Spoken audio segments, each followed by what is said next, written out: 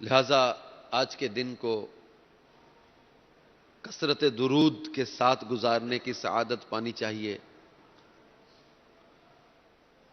کیونکہ درود پاک پڑھنے والے سے سرکار مدینہ صلی اللہ تعالی علیہ وآلہ وسلم محبت فرماتے ہیں، اور درود شریف پڑھنا بندے کی ہدایت اور اس کی زندہ دلی کا سبب ہے، کیونکہ جب وہ سرکار مدینہ صلی اللہ تعالی علیہ وآلہ وسلم پر کثرت سے درود شریف پڑھتا ہے اور آپ کا ذکر کرتا ہے تو آپ صلی اللہ تعالی علیہ وآلہ وسلم کی محبت اس کے دل پر غالب آ جاتی ہے۔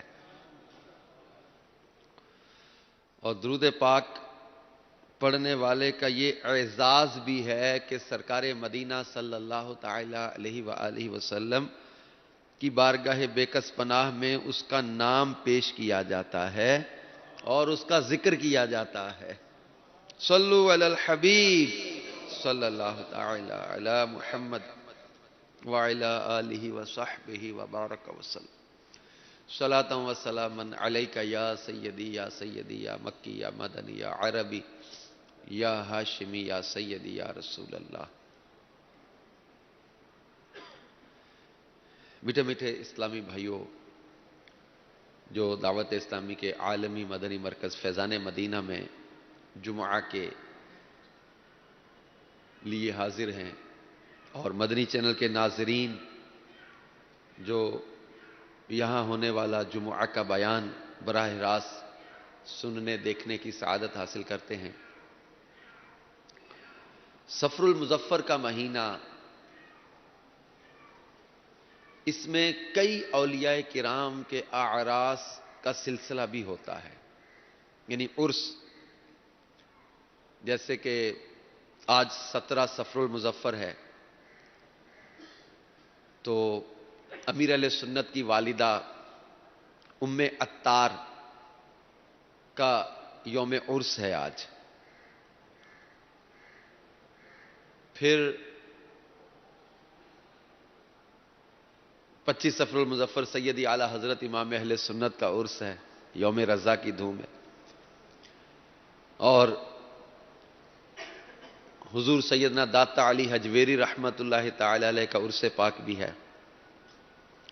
اسی مہینے میں مجدد الفسانی رحمت اللہ تعالی علیہ کا عرس بھی ہوتا ہے، پیر مہر علی شاہ صاحب رحمت اللہ تعالی علیہ کا عرس بھی ہوتا ہے، اور بھی بہت سارے بزرگان دین کے اعراس کا سلسلہ ہے۔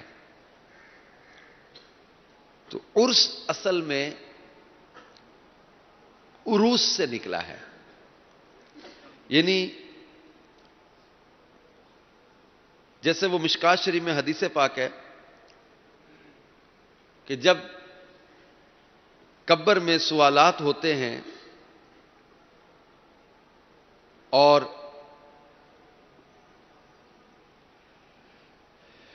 نکیرین کے امتحان میں جو کامیاب ہو جاتا ہے، سوالات کے جوابات دیتا ہے، تو اس کو فرشتے کہتے ہیں نم کا نومۃ العروس،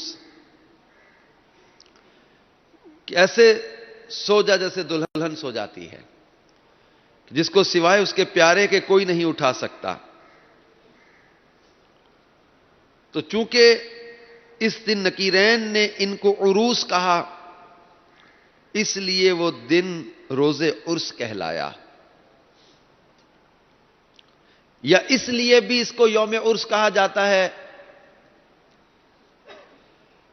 کہ وہ جمال مصطفیٰ صلی اللہ تعالی علیہ وآلہ وسلم کے دیکھنے کا دن ہے، کہ نکیرین دکھا کر پوچھتے ہیں کہ تو ان کو کیا کہتا تھا، اور وہ تو خلقت کے دولہ ہیں، تمام عالم انہی کے دم کی بہار ہے، تو وصال محبوب کا دن عرس کا دن کہلایا، لہذا یہ دن عرس اس لیے بھی کہلایا۔ جیسے مفتی احمد یار کا نعیمی رحمت اللہ تعالی علیہ یہ کہتے نا، روح نہ کیوں ہو مضطرب موت کے انتظار میں، روح نہ کیوں ہو مضطرب موت کے انتظار میں، سنتا ہوں مجھ کو دیکھنے آئیں گے وہ مزار میں۔ تو ہماری تو روح بے قرار جب سے یہ سنا کہ مصطفیٰ جان رحمت صلی اللہ تعالی علیہ وسلم کے قبر میں جلوے نظر آئیں گے. تو یوں میرے پیارے میٹھے اسلامی بھائیوں اور مدنی چینل کے ناظرین، ان بزرگان دین کے آراس کا سلسلہ جو عرس کا سلسلہ ہے، تو یہ اجتماع مسلمین بھی ہے اور بہت ساری برکتوں کا ذریعہ بھی ہے. اور خاص طور پر ان کے مزار پر، ان کی قبر انور پر حاضر ہو کر فاتحہ کا سلسلہ ہوتا ہے، دعاؤں کا سلسلہ ہوتا ہے. کیونکہ قبروں کی زیارت کے بارے میں پیارے آقا مدینے والے مصطفیٰ صلی اللہ تعالی علیہ وآلہ وسلم نے فرمایا کہ پہلے میں نے تمہیں قبروں کی زیارت سے روکا تھا، لیکن اب قبروں کی زیارت کیا کرو. اور مصنف عبد الرزاق میں امام عبد الرزاق رحمت اللہ تعالی علیہ نے یہ روایت نقل کی ہے. اس کی تیسری جلد مصنف عبد الرزاق کی صفحہ 573 پر یہ حدیث ہے کہ سرکار مدینہ صلی اللہ تعالی علیہ وآلہ وسلم ہر سال شہدائے احد کی قبروں پر تشریف لے جاتے تھے. اور تفسیر کبیر اور تفسیر در منصور میں ہے کہ حضور علیہ الصلوۃ والسلام سے ثابت ہے کہ آپ ہر سال شہداء کی قبروں پر تشریف لے جاتے تھے اور ان کو سلام فرماتے تھے اور فرماتے تھے سلام علیکم بما صبرتم فنعم عقبی الدار. اور تفسیر کبیر میں ہے کہ چاروں خلفاء بھی ایسا ہی کرتے تھے. یعنی احد کے شہداء کے مزارات پر جانے کا، ان کو جا کر سلام کرنے کا، یہ نبی کریم رؤوف الرحیم صلی اللہ تعالی علیہ وآلہ وسلم کی مبارک ادا سے سلسلہ ہے. اور چاروں خلفاء کے بارے میں بھی تفسیر کبیر اور تفسیر در منصور میں اس کا ذکر ہے.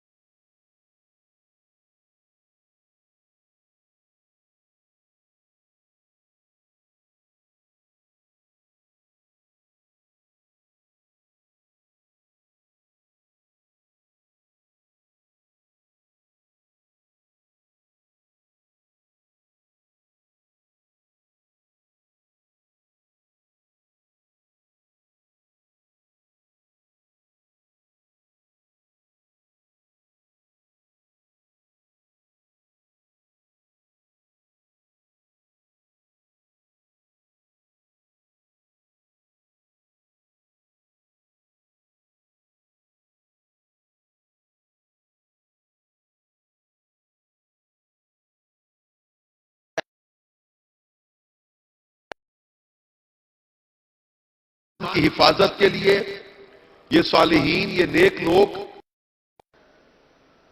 شہر چھوڑ کے جانے لگے تو ایک غار میں ان لوگوں نے پناہ لی۔ اب بادشاہ کو خبر ہو گئی، اس نے غار کے منہ پر ایک دیوار بنوا دی کہ یہ لوگ غار کے اندر ہی دم گھٹ کے بھوکے پیاسے جو ہے وہ انتقال کر جائیں گے۔ دیوار بنانے والوں میں ایک معمار جو تھا وہ اہل ایمان میں سے تھا، لیکن بادشاہ کے ڈر سے وہ ایمان ظاہر نہیں کر رہا تھا۔ اس نے دیوار بناتے ہوئے اس کی بنیادوں میں ان کے نام اور ان کا واقعہ یہ لکھ کر تختی بنیاد میں رکھ دی۔ دیوار بن گئی، وقت گزرتا رہا، 300 سال سے زیادہ کا عرصہ گزر گیا، بادشاہ بدلتے رہے، اور ایک نیک اور صالح جو ہے وہ بادشاہ کا دور آیا۔ اس کے دور میں ایک مناظرہ چل رہا تھا کہ قیامت کے دن اٹھنے کا معاملہ، مرنے کے بعد زندہ کیے جانے کے کچھ لوگ انکار کرتے تھے، اور یہ مناظرہ طول پکڑا۔ بادشاہ سجدے میں گر کر کہتا ہے، مولا کوئی ایسی نشانی ظاہر کر دے کہ اہل ایمان کو فتح ہو جائے، کوئی نشانی ظاہر کر دے مردوں کو زندہ کیے جانے کی، قیامت کے دن اٹھنے کی۔ تو رب کریم جل جلالہ نے اصحاب کہف کو نیند سے بیدار کیا۔ دیوار جو ہے وہ گر گئی، خستہ ہو گئی، یا کسی چرواہے نے گرائی، تو یوں دیوار گری، اب یہ اٹھے۔ اللہ تبارک و تعالی نے ان کا تذکرہ کرتے ہوئے قرآن پاک میں فرمایا، ام حسبت ان اصحاب الکہف والرقیم کانوا من آیاتنا عجبا، کیا تمہیں معلوم ہوا کہ پہاڑ کی کھو اور جنگل کے کنارے والے ہماری ایک عجیب نشانی تھے؟ اب یہ جب غار سے باہر نکلے تو حضرت یملیخہ کو بھیجا روٹی لینے کے لیے۔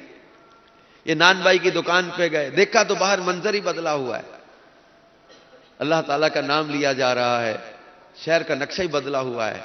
یہ سکہ لے کے گئے روٹی لینے کے لیے، وہ سکہ ہی بند ہو چکا تھا۔ مختصر یہ کہ ان کو پکڑ لیا گیا یہ سمجھ کر کہ شاید ان کے ہاتھ میں کوئی خزانہ لگ گیا ہے پرانا۔ آپ نے فرمایا کل تو ہم گھر سے لے کے چلے تھے یہ سکہ، بازار کے لوگ کہتے ہیں یہ سکہ تو چلنا ہی بند ہو گیا اور تم جوان معلوم ہوتے ہو، یہ کیسے ممکن ہے یہ پرانا سکہ تمہارے پاس ہو؟ ساتھی غار میں میرا انتظار کر رہے ہیں۔ یوں میرے پیارے میٹھے اسلامی بھائیوں اور مدنی چینل کے ناظرین، یہ اللہ تبارک و تعالیٰ کی نشانیوں میں سے نشانیاں تھے، یہ عجیب نشانی تھے، یہ اصحاب کہف۔ اب یہ 300 سال سے زیادہ کا عرصہ بغیر کھائے پیے زندہ رہے، انسانی عقل کے لیے حیرانگی ہے کہ کیسے یہ زندہ رہے۔ تو اسے پتا چلا کہ اللہ کے جو ولی ہیں ان کی کرامات سو رہے ہوں تو بھی ظاہر ہوتی رہتی ہیں، انتقال کر جائیں تو بھی ان کی کرامات ظاہر ہوتی رہتی ہے۔ اور 300 سال سے زیادہ کا عرصہ یہ سوئے رہے، اور جو غار کے دھانے پر کتا تھا وہ صحابہ کہف کا کتا۔ اب اس کا بھی تذکرہ قرآن پاک میں اللہ تبارک و تعالی نے فرمایا وَكَلْبُهُمْ بَاسِطٌ ذِرَاعَيْهِ بِالْوَسِيدِ، وہ نسبت کی برکتیں دیکھیے۔ اور یہ بھی کہا گیا کہ اصحاب کہف کے کتے کو انسانی شکل میں متشکل کر کے بروز قیامت جنت میں داخلہ عطا کیا جائے گا کہ چنگیاں دے لڑ لگیاں میری چولی پھل پئے، مندیاں دے لڑ لگیاں اگلے بھی ڈل گئے۔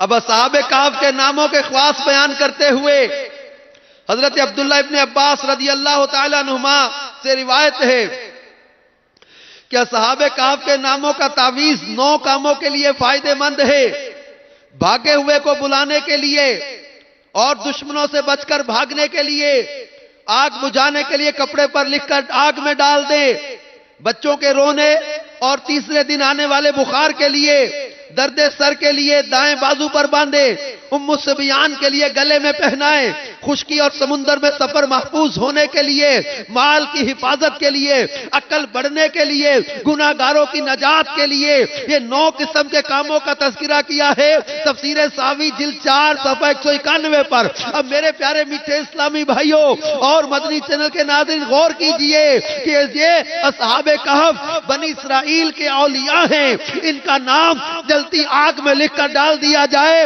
تو آگ بجھ جائے، بچے کے رونے سے آرام ہو جائے، بخار اتر جائے، درد سر میں آرام ہو جائے، اور خشکی اور سمندر میں سفر کے لیے ان کا نام حفاظت کا ذریعہ بن جاتا ہے۔ تو جب بنی اسرائیل کے اولیاء کے نام میں اتنی برکت ہے، میرے مصطفیٰ کی امت کے اولیاء کے نام میں کتنی برکت ہوگی؟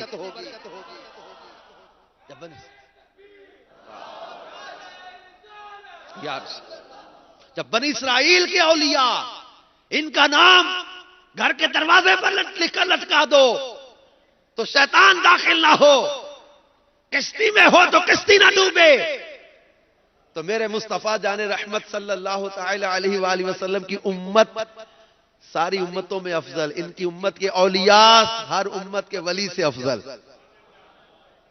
پھر میرے پیارے میٹھے اسلام، قرآن پاک میں اللہ تبارک و تعالی نے حضرت سلیمان علیہ نبینا علیہ السلام کے دربار کا منظر بھی بیان کیا ہے۔ عالم داتا صاحب رحمت اللہ تعالی علیہ کا تذکرہ کرتے ہیں، غوث پاک کا ذکر کرتے ہیں، حضرت سیدنا خواجہ معین الدین چشتی کا ذکر کرتے ہیں، ہم اولیاء کرام کا تذکرہ کرتے ہیں، تو بعض اوقات شیطان وسوسے ڈالتا ہے یہ ولیوں کا تذکرہ کیوں کیا جاتا ہے؟ یہ ولیوں کا تذکرہ خود خالق کائنات نے قرآن مجید میں فرمایا۔ اب حضرت سلیمان علیہ نبینا علیہ السلام کا دربار ہے، تو ہدہد نے آ کر خبر دی، ملکہ سبا بلقیس کا تخت،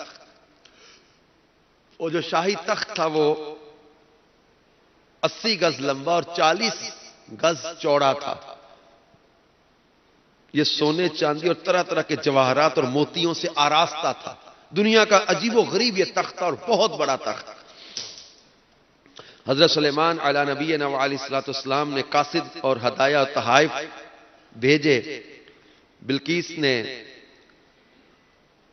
جو تحائف بھیجے تھے وہ قاصد کو اور ہدایہ اور تحائف کو حضرت سلیمان نے ٹھکرا دیا۔ بلقیس کو خط لکھا کہ یہ مسلمان ہو کر میرے دربار میں حاضر ہو جائے۔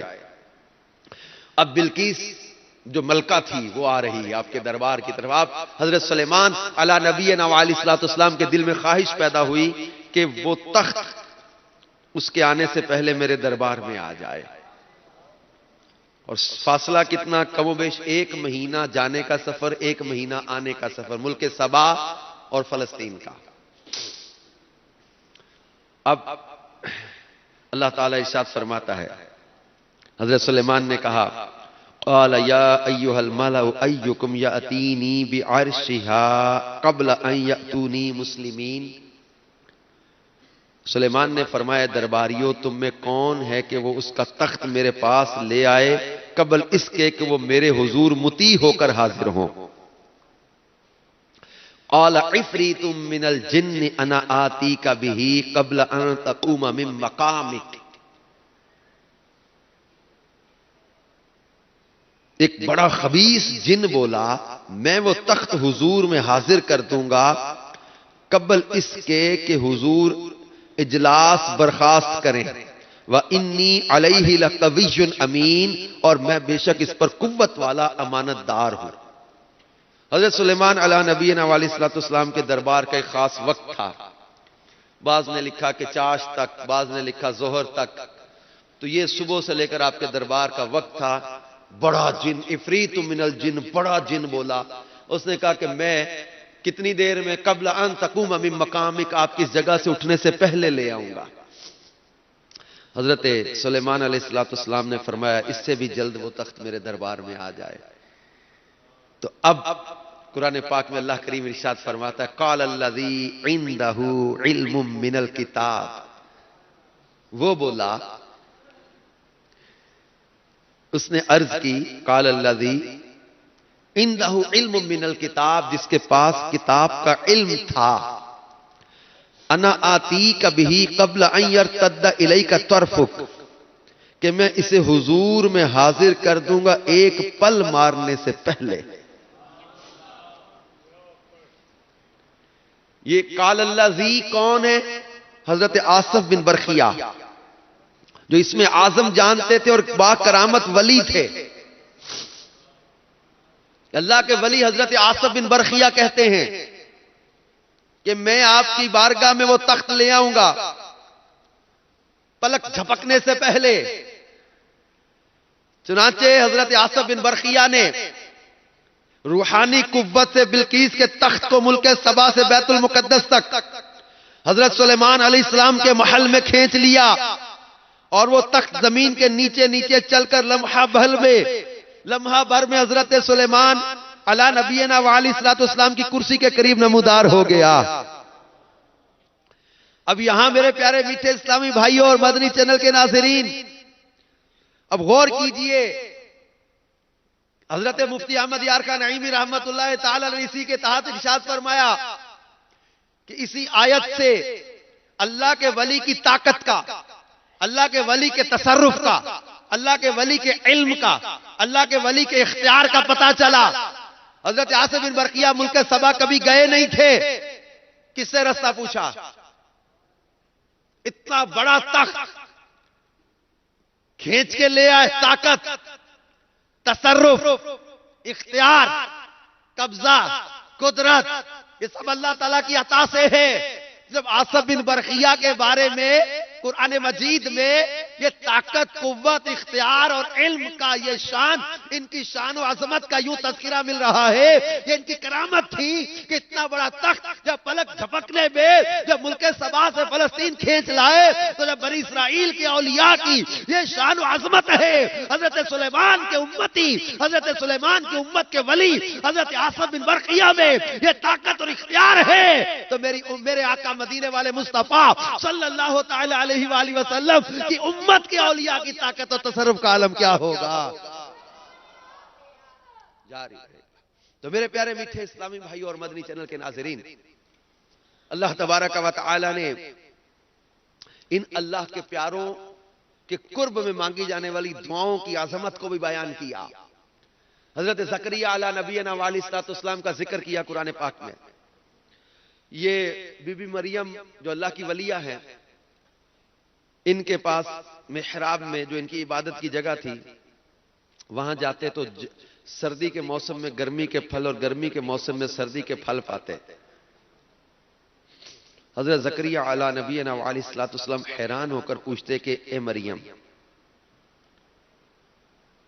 انا لکی ھذا، اے مریم یہ کہاں سے آتے ہیں؟ قالت ہوا من عند اللہ. بی بی مریم بولیں کہ یہ اللہ کے پاس سے آتے ہیں. اب حضرت زکریا علی نبینا علیہ السلام اولاد کے معاملے میں ایک عمر تک دعا مانگتے رہے. پھر ایک خاص عمر آتی ہے انسان کی جب اولاد کی طرف سے توجہ ہٹ جاتی ہے. تو حضرت زکریا علی نبینا علیہ السلام کی عمر بہت زیادہ بڑھاپے والی ہو چکی تھی. اولاد کے پھل کا موسم ختم ہو چکا تھا. آپ کی زوجہ کی عمر بھی بہت زیادہ ہو چکی تھی. لیکن جب بی بی مریم کے پاس ان کی عبادت والی جگہ میں محراب مریم میں بے موسم کے پھل دیکھے تو دل میں خواہش پیدا ہوئی کہ جب رب کریم بے موسم کے پھل دینے پر قادر ہے تو بے موسم کی اولاد بھی عطا کر سکتا ہے.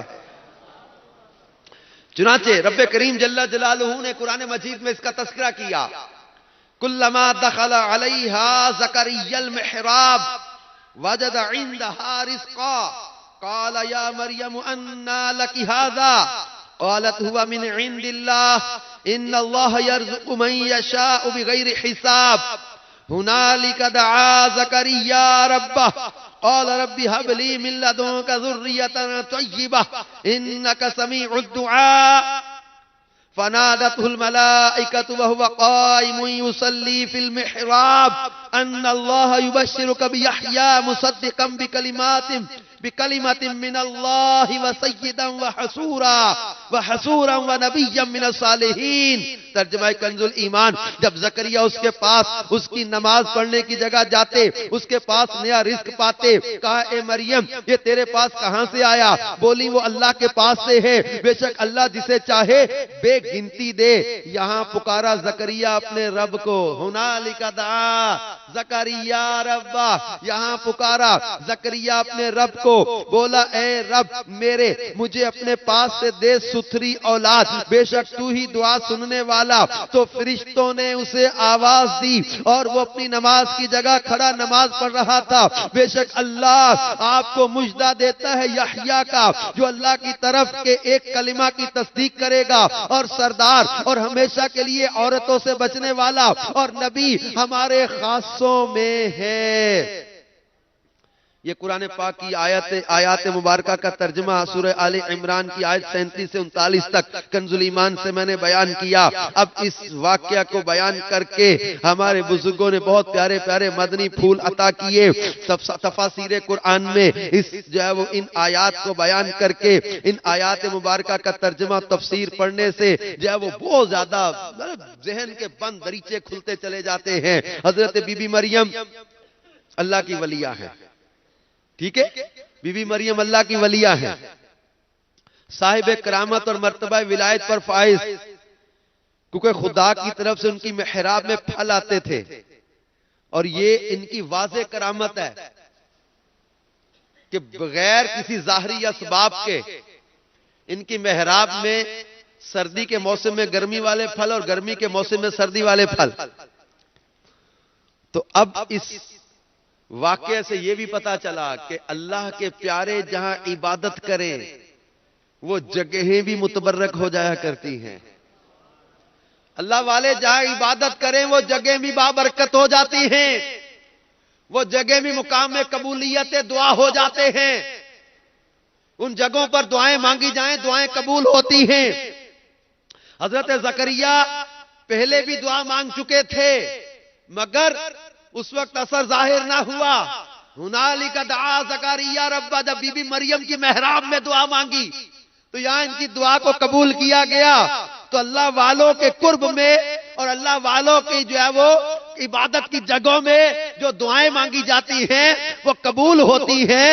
اور اسی کے تحت فرمایا گیا جو اللہ کے مقبول بندے اور مقبول بندیاں چند دن بیٹھ کر عبادت کرے، جب ان جگہوں پر دعائیں مقبول ہوتی ہیں تو ان مقبولان بارگاہ الہی کی قبروں کے پاس جہاں ان بزرگوں کا پورا جسم برس تک رہا ہے وہاں بھی ضرور دعائیں قبول ہوں گی. اس لیے امام شافعی رحمت اللہ تعالی علیہ کا بیان ہے کہ جب کسی مسئلہ کا حل میرے لیے مشکل ہو جاتا تھا تو میں بغداد جا کر امام اعظم امام ابو حنیفہ کی قبر مبارک کے پاس بیٹھ کر اپنے اور خدا کے درمیان امام ممدوح کی مبارک قبر کو وسیلہ بنا کر دعا مانگتا تو میری مراد پوری ہو جایا کرتی تھی.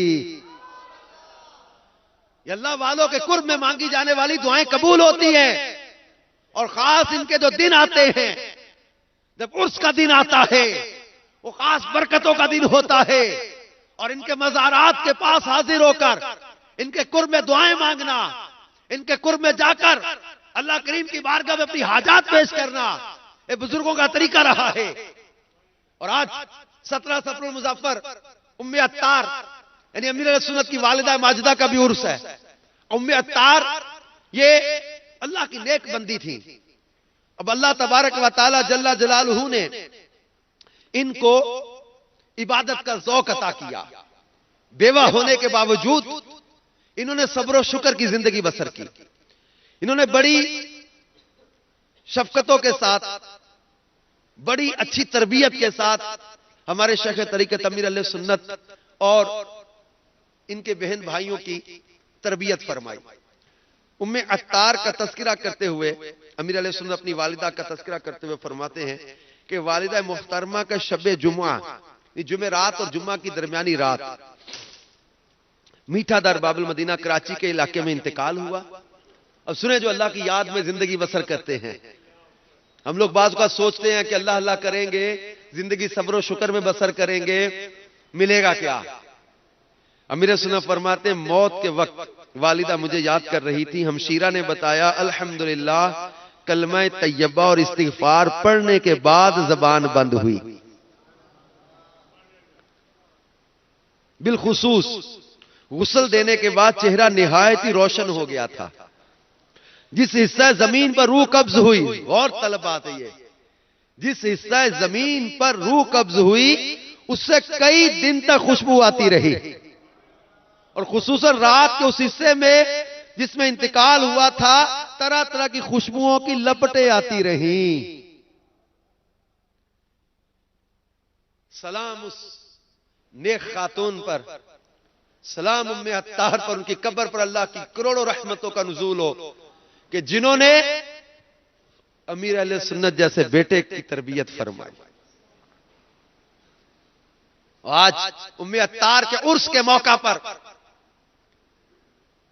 میں یہ خصوصی عرض کرنا چاہوں گا، خدا را وہ والدین جو اپنی اولاد کی تربیت کی طرف سے غافل ہے، اپنی اولاد کی اچھی تربیت کی فکر کیجئے، اپنی اولاد کو گناہوں سے بچانے کا ذریعہ کیجئے، ان کو دنیا کی طرف راغب مت کیجئے، ان کو دنیا دار ہی صرف مت بنائیے، ان کی سنتوں بھری تربیت بھی کیجئے، ان کو گناہوں سے بچانے کا ذہن بنائیے۔ اور امیر اہل سنت خود فرماتے ہیں کہ والدہ محترمہ کا شروع ہی سے فرائض و واجبات پر عمل کرنے اور کروانے کا اس قدر ذہن تھا کہ چھوٹی عمر ہی سے ہم بہن بھائیوں کو نماز کی تلقین فرمانے کے ساتھ سختی سے عمل بھی کرواتی اور کہتے امیر صلی اللہ علیہ وسلم فرماتے بالخصوص نماز فجر کے لیے ہم سب کو لازمی اٹھاتی۔ والدہ ماجدہ کی اس طرح تلقین و تربیت کی برکت سے مجھے یاد نہیں پڑتا کہ میری بچپن میں بھی کبھی نماز فجر چھوٹی ہو۔ اب جو ماں باپ خود رات دیر تک فلمیں ڈرامے دیکھتے رہتے ہیں، وہ خود کیسے فجر میں اٹھیں گے، بچوں کو نماز کے لیے کیسے جگائیں گے؟ جن کا اپنا وقت موبائلوں میں گیمیں کھیلتے گزر جاتا ہو، کمپیوٹر انٹرنیٹ پر فلموں ڈراموں پر گزر جاتا ہو، وہ اپنے بچوں کی کیا شریعت اور سنت کے مطابق تربیت کریں گے؟ خدا را اپنی اولاد کی تربیت کی فکر کیجئے۔ آج ہم کہتے ہیں کہ جناب بچے نافرمان ہیں، اولاد فرما برداری نہیں کرتی، اولاد نافرمان ہو گئی، بدتمیز ہو گئے، ماں باپ کا کہنا نہیں مانتے۔ ہم اس اولاد کو بھی سمجھاتے ہیں کہ آپ ماں باپ کا احترام کرو، لیکن پلیز ٹرائی ٹو انڈرسٹینڈ کہ ماں باپ کی ذمہ داری کیا انہوں نے پوری کی؟ ہم اولاد کو اجازت نہیں دیں گے کہ ماں باپ کو کرٹیسائز کرو، لیکن ہم ایک بات غور طلب یہ آپ کے سامنے رکھیں گے ضرور کہ ماں باپ نے کیا اولاد کی تربیت کی ذمہ داری پوری کرنے کی کوشش کی؟ ان کے جو حقوق تھے کیا وہ پورے کرنے کی کوشش کی؟ آج کا ماں باپ کیسے سمجھائیں؟ سمجھانے کے لیے وقت نکالنا ہوتا ہے، تربیت لینی پڑتی، علم حاصل کرنا پڑتا ہے، خود عبادت کا ذہن بنائے۔ سگریٹ پینے والا باپ اپنے بچے کو سگریٹ سے کیسے روکے؟ فلمیں دیکھنے والے ماں باپ اولاد کو فلموں ڈراموں سے کیسے روکیں؟ جھوٹ کی بچپن سے تربیت اور عادت ڈالنے والے ماں باپ اولاد کو سچا کیسے بنائیں، نمازی کیسے بنائیں؟ ماں باپ کی اچھی تربیت کا اثر ہوتا ہے کہ جب بچے دیکھتے ہیں ماں باپ کی عادات اور ان کے انداز کو بچے لیتے ہیں۔ غوث پاک رحمت اللہ تعالی علیہ کے جو ہے وہ شروع کے سفر کا تذکرہ جو ملتا ہے، جب اب جو ہے وہ سفر کر کے بغداد کی طرف جا رہے تھے، ڈاکوؤں نے لوٹ لیا تھا قافلہ۔ کیا کہا؟ میری ماں نے بولا تھا سچ بولنا ہے بیٹا۔ یہ ماں کی تربیت ہے۔ ہمارے داتا علی حجویری رحمت اللہ تعالی علیہ رات دعوت اسلامی کا ہفتہ وار اجتماع میں ان کے شوق علم دین کا تذکرہ ہوا، بیان ہوا۔ داتا صاحب رحمت اللہ تعالی علیہ کی والدہ نیک تھی، والد صاحب نیک تھے، تربیت کرتے، ان کو قرآن پڑھاتے، ان کو گھر میں نماز کا ذہن دیتے۔ یہ شروع سے تربیت نماز کی، سنتوں کی، اچھی باتوں کی۔ ایک وقت تھا کہ ماں باپ عبادت کرتے تھے، بچوں کو ساتھ عبادت کے لیے کھڑا کرتے تھے، ان کو عادت ڈالتے تھے، اچھی باتیں سکھاتے تھے، اور وہ وقت تھا کہ ماں باپ عبادت اور ریاضت کی زندگی بسر کریں تو بیٹے بھی عبد القادر جیلانی جیسے پیدا ہوتے ہیں. جب ماں باپ اچھی تربیت کرتے ہیں تو بیٹے بھی داتا علی اجمیری جیسے پیدا ہوتے ہیں. جب ماں باپ سنت اور شریعت پر عمل کرتے ہیں تو بیٹے بھی خواجہ معین الدین چشتی جیسے پیدا ہوتے ہیں. جب ماں باپ خود عبادت کی زندگی بسر کرتے ہیں تو بچے بھی ہیں بابا فرید الدین گنجے شکر جیسے پیدا ہوتے ہیں. جب ماں ساری رات سجدوں میں سر رو کر رکھ کے روتی ہے تو بیٹے بھی غوث بہاؤالدین زکریا جیسے پیدا ہوتے ہیں. بیٹے بھی شاہ رخ عالم جیسے پیدا ہوتے ہیں. بیٹے بھی امام غزالی جیسے پیدا ہوتے ہیں. بیٹے بھی بابا فرید جیسے پیدا ہوتے ہیں. بیٹے بھی سلطان العارفین جیسے پیدا ہوتے ہیں. جب ماں ساری رات عبادت ریاضت کرے سجدوں میں زندگی بسر کرے شریعت اور سنت پر عمل کرتی رہے تو بیٹے بھی امام فخر الدین رازی جیسے پیدا ہوتے ہیں. جب ماں باپ اچھی تربیت کرتے ہیں تو بیٹے بھی امام احمد رضا جیسے پیدا ہوتے ہیں. اور جب ماں بیوہ ہو جانے کے باوجود سخت ترین معاشی آزمائشوں میں بھی اپنے بچوں کی اسلامی خطوط پر تربیت کرتی ہے شریعت اور سنت کا درس دیتی ہے تو بیٹے بھی الیاس قادری جیسے پیدا ہوا کرتے ہیں. ماں کی تربیت کا اثر ہوتا ہے. اور آج ماں بچے کو کھانا بھی دے رہی ہے گانے بھی سن رہی ہے بچے کو دودھ بھی پلا رہی ہے فلمیں بھی دیکھ رہی ہے. آج ماں بچے کو تربیت بھی دینا چاہ رہی ہے لیکن خود موبائل پہ مصروف ہے. کیا تربیت؟ گانے باجے فلمیں ڈرامے بے حیائی کے کام. ان میں بچوں کی تربیت کیسے ہوگی؟ ان کے اخلاق کیسے اچھے ہوں گے؟ ان کے کردار کیسے ستھرے ہوں گے؟ انہیں سنت اور شریعت کے راستے پر چلانے کا ذہن بنائیے. ہم لوگ یہ تو سوچتے ہیں کہ میرے مرنے کے بعد میری اولاد کا کیا بنے گا. جائز ناجائز کی تمیز اٹھا کے حرام حلال کا فرق اٹھا کے مال کمانے کی دھن لگی ہے کہ اولاد کے لیے کچھ بینک بیلنس بن جائے کوئی مال بن جائے پراپرٹی بن جائے جائیداد بن جائے. ہم یہ فکر کر رہے ہیں میرے مرنے کے بعد میری اولاد کا کیا بنے گا. خدا را یہ بھی تو سوچو کہ اولاد کے مرنے کے بعد اولاد کا کیا بنے گا. ان کو سنتوں سے دور رکھا دین سے دور رکھا نمازوں سے دور قرآن سے دور تو کیسے ان کو شریعت اور سنت کا درس ملے گا. تو بزرگان دین کے آراس جو آتے ہیں تو اس کا ایک فائدہ یہ بھی ہوتا ہے کہ ان کی مبارک سیرت کا تذکرہ ہوتا ہے. ان کی سیرت کو پڑھنے سننے سے عمل کا جذبہ ملتا ہے. ان کی سیرت کو پڑھنے سننے سے علم دین کا شوق پیدا ہوتا ہے. عبادت و تلاوت میں زندگی بسر کرنے کا ذہن بنتا ہے. آج ام عطار کا یوم عرس ہے. آج ان کا تذکرہ سن کے ایکاش ہماری اسلامی بہنوں میں یہ جذبہ ہے کہ ہم نے اپنی اولاد کی تربیت شریعت اور سنت کے مطابق کرنی ہے. سلام اس ماں کو جس نے الیاس قادری جیسے جب مرد کلندر کی تربیت کی ہے. اللہ تعالیٰ پیارے حبیب کا صدقہ ام عطار کی قبر پر کروڑ رحمت نازل فرمائے. اور عرس جو ہوتے ہیں نا اس کا مقصد بھی یہی ہوتا ہے کہ فاتحہ ہوتی ہے ان کے توسل سے دعائیں ہوتی ہیں اور ان کی سیرت کا تذکرہ ہوتا ہے. جذبہ ملتا ہے شریعت اور سنت پر عمل کرنے کا. اور گانے باجے اور ناچ گانا یہ عرس کا یہ مطلب اس کے مقاصد نہیں ہے. اور یہ خلاف شریعت جو بھی کام ہو کہیں بھی ہو کہیں بھی کبھی بھی ہو یہ خلاف شریعت جو ہے جس سے شریعت نے منع کیا ہے تو اس کو منع کیا جائے گا. عرس کو منع نہیں کیا جائے گا. اگر عرس میں کسی نے کوئی غلط کام کیا اس غلط کام سے روکا جائے گا. اور یہ تو مدنی چینل پر ایک بار نہیں کئی بار اس بات کا امیر علیہ سنت تذکرہ کر چکے. نگران شورا اپنے بیانات میں اس کو بیان کر چکے. مدنی مذاکروں میں اس پر کئی بار کلام ہو چکا. یہ جو نمازوں کا مذاق اڑاتے ہیں جو شریعت کا مذاق اڑاتے ہیں جو عورتوں کے ساتھ بے پردگی کرتے ہیں جو بے حیائی کا ناچ کرتے ہیں جو گانے باجے سنتے سناتے ہیں یہ بھنگ چرچ پینے والے یہ نمازوں کا مذاق اڑانے والے یہ شریعت کا مذاق اڑانے والے یہ سنتوں کی مخالفت کرنے والے یہ دین کا مذاق اڑانے والے یہ ولی نہیں ہوتے یہ پیر نہیں ہوتے ان کا ہمارے ساتھ کوئی تعلق نہیں ہے. یہ دین اور شریعت کا مذاق اڑانے والے یہ ولی الرحمان نہیں ولی الشیطان ہوا کرتے ہیں. جو سنت کا مذاق اڑائے جو دین کا مذاق اڑائے جو اسلام کی مخالفت کرے جو اسلامی احکام کی مذاق اڑا کر ان کی مخالفت کرے وہ اللہ کا ولی نہیں ہوتا. وہ کہاں پہنچا داتا صاحب فرماتے ہیں خواجہ جنید بغدادی فرماتے ہیں صدر الشریعہ نے مظاہر شریعت میں لکھا ہے جو لوگ کہتے ہیں ہم ناچتے جاگتے ہیں، نماز نہیں پڑھتے، دین کی مخالفت کرنے والے یہ جہنم میں پہنچے ہیں۔ یہ اللہ تک پہنچے ہوئے لوگ نہیں ہیں جو کہتے ہیں پہنچے ہوئے ہیں۔ یہ کہاں پہنچے؟ یہ آگ میں پہنچے۔ یہ اللہ تک نہیں پہنچے، یہ جنت تک نہیں پہنچے۔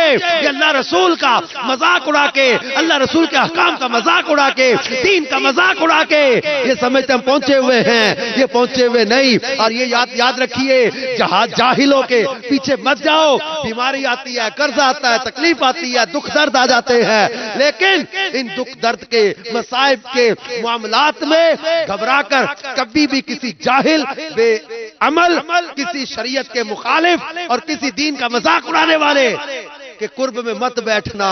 کیوں؟ کیونکہ جو اللہ تبارک و تعالیٰ کے حبیب صلی اللہ تعالی علیہ وآلہ وسلم نے دین عطا کیا ہے، شریعت عطا کی ہے، جو اس کی مخالفت کرنے والا ہے یہ اللہ کا ولی نہیں ہو سکتا۔